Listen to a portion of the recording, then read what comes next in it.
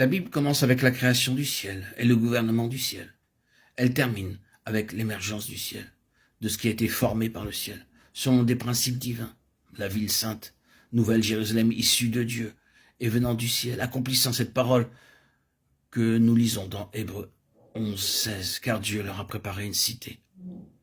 Rappelons-nous qu'une des caractéristiques de l'Ancien Testament à chaque stade de son développement, c'est l'affrontement et le contraste entre deux mondes, deux ordres, le divin et le terrestre. Tout au long de l'Ancien Testament, nous avons cet élément du ciel défiant ce monde et saisissant dans ce monde ce qu'il pourra prendre et constituer selon son propre ordre et sa nature céleste. Cela ne demande pas une connaissance très profonde de l'Ancien Testament pour pouvoir confirmer cela. En parcourant rapidement toute son histoire, vous reconnaissez que vous êtes en présence d'un conflit incessant. C'est ce conflit entre le ciel et la terre. Le ciel n'est pas satisfait par ce monde, bien au contraire. Le ciel est contre ce qui est ici, dans ce monde. Mais le ciel cherche à saisir hors de ce monde ce qu'il peut reconstituer selon ses propres normes. Ainsi, tandis que vous trouvez l'opposition du ciel, le défi du ciel, vous trouverez en même temps que le ciel, depuis le commencement, constitue une lignée d'individus et une nation, afin de les détacher du monde par un profond processus, faisant d'eux des gens différents de tous les autres dans ce monde, et les saisissant pour un dessein céleste. Les hommes de l'Ancien Testament étaient des pionniers de la voie céleste. Et nous pouvons voir et saisir un peu ce que cela implique. Mais c'est sur ce point particulier que nous voulons centrer toute notre attention maintenant. Il y a non seulement une voie céleste qui est différente, nous le savons dans nos cœurs si nous sommes nés d'en haut. Nous l'apprenons quand nous progressons, car la voie céleste est différente de l'autre voie.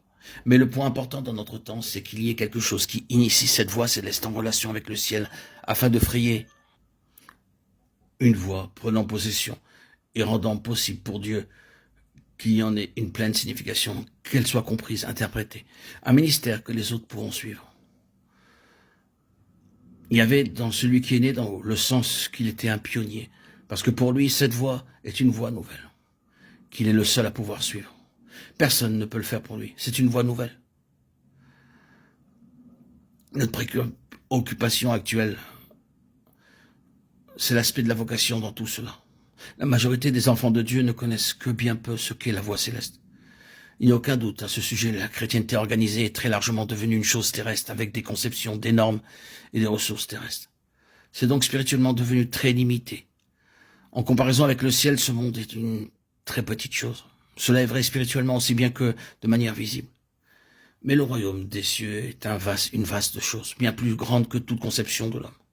Les pensées de Dieu sont aussi élevées que les cieux le sont au-dessus de la terre, dépassant toutes les conceptions terrestres. Et ce n'est que quand nous parvenons loin de cette terre que nous réalisons, d'une part, combien misérablement petits nous sommes, et d'autre part, qu'il est possible de marcher dans un beaucoup plus grand domaine. Je parle ici spirituellement. Le grand besoin de ce temps, c'est que le peuple de Dieu, l'Église de Dieu, parvienne dans sa véritable position céleste, selon sa vocation et la vision céleste. Il y a un grand défi dans cette déclaration. Cela signifie que quelqu'un ou que certains doivent initier la voie pour que l'Église revienne encore dans le domaine qui était le sien au commencement. Le domaine qu'elle a perdu en succombant à la tendance de retourner à ce qui est terrestre.